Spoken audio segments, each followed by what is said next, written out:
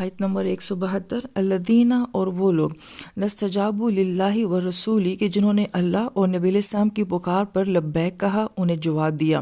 من بعدی اس کے بعد کہ ما اصابہم القرح کہ ان کو ایک زخم لگ چکا تھا۔ اب جنگ احد کی یہ وہ کیفیت بیان کی جا رہی ہے کہ صحابہ کرام زخموں سے چور ہیں، اور جو شہید صحابہ کرام ہیں ان میں ان کے اپنے پیارے بھی شامل تھے، وہ دکھ بھی ان کے ساتھ ہے، اور بھوک اور پیاس کا ہونا، موسم کی شدت کا ہونا، اس سب کے باوجود جو ہیں نبی علیہ السلام کا ایک زبردست عمل کہ آپ یہ فرماتے ہیں کہ ہم نے دشمن کا پیچھا کرنا ہے۔ نبی علیہ السلام ایک بہادر لیڈر کے طور پہ یہاں پہ سامنے آتے ہیں، اور جنگی حکمت عملی کے لحاظ سے یہ دیکھنا کہ اس سے پہلے کہ سامنے والا ایکشن لے، اس سے پہلے آپ ایکشن لے لیں۔ اور ابو سفیان فرماتے ہیں رضی اللہ تعالیٰ عنہ کہ ہم لوگ وہاں پہ باقاعدہ جنگ کی پلاننگ کر رہے تھے کہ اب ہمیں دوبارہ مسلمانوں پہ اس وقت پہ حملہ کر دینا چاہیے۔ تو اس سے پہلے کہ وہ حملہ کرتے، نبی علیہ السلام نے فرمایا کہ ہم ان کا پیچھا کریں گے۔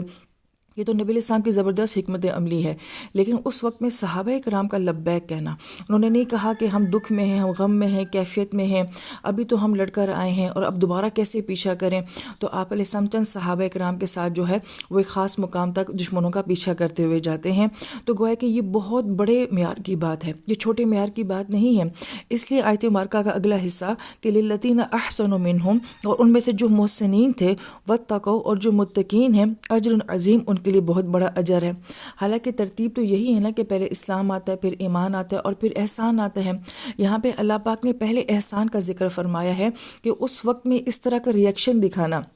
کہ ان کو صرف اللہ اور نبی علیہ السلام کی رضا مقصود تھی اور انہوں نے لبیک کہا، تو گویا کہ یہ احسان کے معیار کا کام ہے۔ یہ ایک عام انسان نہیں کر سکتا، بہت مشکل ہوتا ہے۔ اب دیکھیں کہ ہم لوگ تھکے ہوئے ہوتے ہیں، ہمیں کوئی کام کہہ دے، ہم کہتے ہیں ہم نہیں کر سکتے، اب ہم بہت تھکے، اب ہماری بس ہو گئی ہے، ابھی تو میں نے یہ کیا تھا، اب میں دوبارہ یہ کام کیوں کروں۔ تو گویا کہ ہم اپنے اداروں میں، اپنے گھروں میں دیکھ لیں تو ہمارے لیے بہت مشکل ہو جاتا ہے کسی کو اس طرح سے رسپانس کرنا، اور صحابہ کرام کا اس طرح سے رسپانس کرنا، تو اللہ پاک احسان کے لفظ سے ان کی تعریف فرما رہے ہیں۔